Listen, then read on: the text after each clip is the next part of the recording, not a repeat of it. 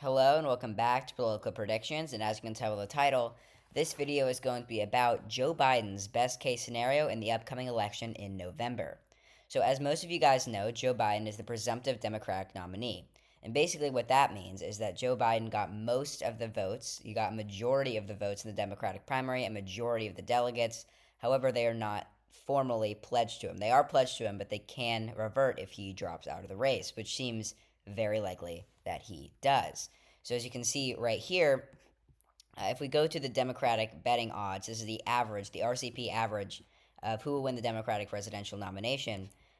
Kamala Harris actually is more likely to become the Democratic nominee, according to this website, than Joe Biden. And this is because of how likely it is that Joe Biden drops out, and that will be another video for another time that will be coming out very shortly. I will make a video on how I think that Joe Biden probably will drop out of the presidential race.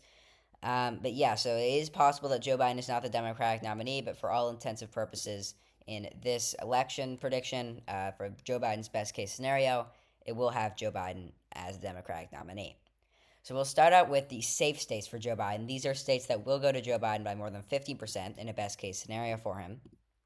And it is pretty similar to what we saw in 2020, all of the same states with the exception of New Jersey. New Jersey went safe in 2020. As you can see here, it went to Joe Biden by 16 points in 2020, but Trump has been targeting the state heavily, which is why I think even in a best case scenario, New Jersey goes to Joe Biden by a likely margin. Probably 13, 14%. Joe Biden's going to have to invest money in here if he wants to get it to a safe margin, but that's not just possible for him to do if he wants to fully win the election. So now, also, I believe that Colorado could go by a safe margin to Joe Biden. Colorado is a state that's shifting very far to the left. I've touched on this a lot before. In 2000, 2004 was a Bush state, and then it flipped over very hard in the Obama years. And since then, it has just shifted further and further to the left here. We can see in 2016 it was closer, but in 2020 it went by 14 points to Joe Biden. The state shifted nearly 9% when the nation only shifted 2. So you can really see here that Colorado does shift. It has been shifting very far to the left recently. A lot of Democrats are living here. A lot of Democrats are moving here. A lot of new registered Democrats. So Colorado is definitely becoming a more and more Democratic state. It's not really a swing state anymore. And since it was just 13.5% for Joe Biden in 2020, I think it is possible that it goes over 15% in 2024. And Colorado is a safe state for Joe Biden. So now moving on to the safe states for Donald Trump. Keep in mind this is a best case scenario for Joe Biden. We see Idaho, Wyoming, Utah, North Dakota, South Dakota, Nebraska's 3rd congressional district, Nebraska, Kansas, Missouri, Oklahoma, Arkansas, Louisiana, Mississippi, Alabama, Tennessee, Kentucky, West Virginia, and Indiana. Now, there are a few notable exceptions. Usually in these predictions, you would see states like Montana, Nebraska's 1st congressional district, South Carolina, and Alaska, maybe those two as safe states for Donald Trump. In fact, Montana even was safe for Donald Trump in 2020. However, Montana has always been one of the least conservative of the most conservative states, if that makes any sense. We can see here, voted likely in 2012. It voted lean in 2008. This is all for the Republicans. It even voted for Bill Clinton in 1992. So it can vote for Democrats. It can get competitive. We saw that in 2008, which is a 2.3% margin. And it has remained like just above that 15% margin the last 2 elections. Montana was supposed to be a lot closer in 2020. However, I think in a best case scenario for Joe Biden, since it can be more narrower, I think that it will vote for Donald Trump in a best case scenario for Biden by a likely margin, probably about 14%. Now, Nebraska's first. It narrowly went likely in 2020, 14.9%. As we can see here, that is extremely close. That is just 0.1% narrower than being a safe margin. So it narrowly got into that likely margin victory for Donald Trump here. And this is because Nebraska's second, and really this whole Omaha metro area, is moving pretty far to the left. As we can see that in Nebraska's second, it has moved quite far to the left. We'll touch on that later. I've touched on it before, and I will talk about it again when we get to Nebraska's second. But Nebraska's first is kind of slowly going along with it. You can see here it voted by 20% in 2016 and then by just 15% in 2020. So it shifted 5 points to the left when the nation only shifted 2. So, and then in 2012 it went by 16% and it shifted right just 4%. So it is possible for Nebraska's first to go to a likely margin. We saw it in 2020. We see that Nebraska's second shifting left. That will overflow into Nebraska's first, as it is just around it. So I think that it is very possible that Nebraska's first is a likely state in 2024, especially in Joe Biden's best case scenario. Now, for the other likely states, I think we will see South Carolina and Alaska as likely states for Donald Trump. Both of these states went likely in 2020 and 2016. They've gone likely in actually all three of the past three elections, both of them, 2012, 2016, and 2020. Both of them went likely. And Alaska is a state that has been shifting left as well. If we look at the House elections in 2020, it actually voted for Mary Peltola, which was a big surprise. It was not supposed to go to her, and has been a Republican stronghold even in House elections and presidential elections the entire time. However, it voted for Mary Peltola in 2022, a Democrat, as their House representative. So I think that it is very possible that it goes likely in a best case scenario, and I think even in a normal scenario, it is very possible that Alaska goes likely, even against Joe Biden. If we flip back to the presidential map, we can see it only went by 10%. That's nearly a single-digit margin, and that is the same margin as Virginia in 2020. And Virginia is being talked about as a serious contender for Donald Trump. Virginia could very well go to Trump in 2024, so I think it's very possible that Alaska is at least likely. It could even, I think in the future, it could very well go lean and even be a Democrat stronghold state if things continue to shift the way that it is in the state of Alaska. So Alaska could very well go likely, and South Carolina is pretty much the most conservative of these four Atlantic southern states. It has always been likely. It has always voted just under the 15% margin. Even in 2016, it voted for Donald Trump over Hillary Clinton by 14.3%. So it has always been a likely state. However, with the shift in black voters, I think that it might be a little bit out of reach for Democrats to get into the safe margin. However, I think in a best case, it get to a likely margin. Under that 15% barrier. I think that it is possible in a best case scenario for Joe Biden. In an absolute best case scenario, I think South Carolina will go likely for Donald Trump. And I think we'll also see the states of Iowa, that's Democrats, Iowa and Ohio, be likely states for Donald Trump. Both of these states have shifted very far to the right. Donald Trump's running mate, J.D. Vance, is from Ohio, so that will definitely give Donald Trump a boost in that area. However, they did both vote by likely margins in 2016 and 2020. And I was thinking about maybe Iowa and Ohio going lean in a best case scenario for Biden. I think without J.D. Vance, it's very slim, but maybe Donald Trump wins Ohio by a lean margin. But with that J.D. Vance pick, I think that Ohio does go likely. So both of these states have shifted very far to the right. Actually, Maine second, I think, is also likely. All three of these states have shifted very far to the right. Well, Maine second's a district, but I'll just refer to them as states. These three states have shifted very far to the right. They were Obama states in 2008 and 2012, and they've shifted very far to the right. As you can see here, in 2016, Iowa flipped like 15, 16 points. Maine second flipped 19 points. Ohio flipped 11 points. So from 2012 to 2016. So really, these states have completely fallen under Trump. They are definitely Trump states, and they are not swing states in 2024. And I think that Joe Biden's not going to invest money in them. And I think even if he does, they won't be lean. I think that even in the best case scenario for Biden, Iowa, Ohio, and Maine second are all likely states for Donald Trump. And honestly, the same thing for Texas. It keeps going to Joe Biden. I think the same thing for Texas. Texas was a likely state very narrowly in 2020. It voted by 5.6% to Donald Trump. So it was nearly a lean state. It was supposed to be very competitive, and it was kind of competitive. 5.6 is a kind of narrow margin. I mean, that's like a lot less than Virginia, a lot less than Minnesota. That's less than Nebraska's second. And these, and these states are all in contention for Donald Trump in 2024. So I think in the future, Texas could very well be a left-leaning state, could be a toss-up, could be a Democratic stronghold, similar to Alaska. However, just with this huge shift in Latino votes that we've seen recently, I don't think that Texas will shift left at all. I think it will shift right, and even in a best-case scenario, it will maybe stay the same for Biden. I don't think that Texas can go lean because of just how much the Latino population has shifted to the right, how much Trump has been able to have a grasp on this Latino population, on this voting group. I think Texas is a likely state for Donald Trump, even in Joe Biden's best-case scenario, his opponent. So now moving on to the likely states for Joe Biden, I think we will see New Mexico, Virginia, Nebraska 2nd Congressional District, Maine, and New Hampshire. So all of these states voted likely for Joe Biden. Every single one of them voted likely. And I think that all of them can do the same in a best case scenario. Do the same thing that they did in 2020 if Joe Biden has a best case scenario like it is in this map. Um, so Nebraska 2nd, as I've said before, is moving further to the left. We can see here the first time it voted for a Democrat ever was in 2008. It voted for Obama by a narrow margin. And even in 2012, it went by 7.1% for Mitt Romney.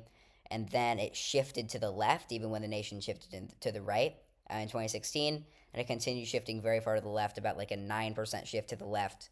One of the biggest shifts from 2016 to 2020.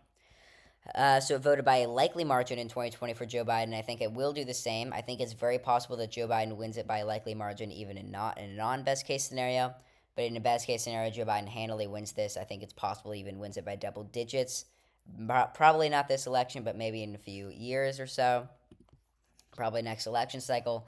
Very possible Nebraska 2nd is a double-digit margin for Democrats. Maine and New Hampshire, 2 independent-minded states. I've said this a lot before. Very possible that they go likely if things start going bad for Trump and start going well for Biden, even though there hasn't been a lot of that recently. And then Virginia, it voted by 10 points to Joe Biden in 2020. But Trump has been investing so much money into the state that I think Joe Biden is going to have to counter that. He's going to have to put money into Virginia if he wants to hold it by a solid margin. And I think if he does that, it is possible that he's able to bring back some of these lost voters and bring Virginia up to a likely margin of victory. Try to remind these voters why they voted for Biden, although that would be very difficult to do considering that Trump is putting so much money into Virginia and it is starting to shift right, starting to reverse the trend because it used to be a swing state, even a Republican stronghold, but it's since shifted very far to the left. So Virginia could go likely, I think. New Mexico is a similar story. Trump hasn't been investing as much money as he has Virginia, but still investing quite a bit of money. If Biden's able to counter that with some of his money, then I think it's possible that it is likely. Voted by 11 points for Joe Biden, but the issue is just how much the Latino population has shifted right. And there's a lot of Latinos in New Mexico. It has one of the highest Latino populations in the country. So New Mexico will be another fight to get to likely, but I think in a best case scenario for Biden, it does go likely. So now moving on to the lean states. We'll do the lean states for Joe Biden first.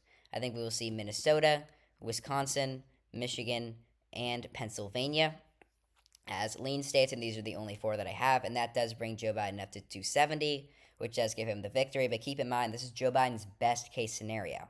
In Joe Biden's best case scenario, he only narrowly wins Wisconsin, Michigan, and Pennsylvania, and then also Minnesota. Minnesota voted likely in 2020. Trump has been investing so much money into Minnesota and Virginia in particular. Trump has been investing a lot of money trying to flip these states. He wants to get a landslide, and I think it is possible for him if he continues investing this money into these deep blue states, particularly Minnesota and Virginia, which I think he can flip. And Minnesota went likely, and I think even in a best case scenario, it does go down into that lean margin. So much money has been invested into Minnesota, even though Joe Biden hasn't been able to really counter that. There hasn't been as much money thrown at Minnesota as Donald Trump has put money into Minnesota. So Minnesota, I think, will definitely narrow up, even in a Joe Biden best case scenario, and I think it will be by 2 or more percentage points, even in a Joe Biden best case scenario. I think it does go lean.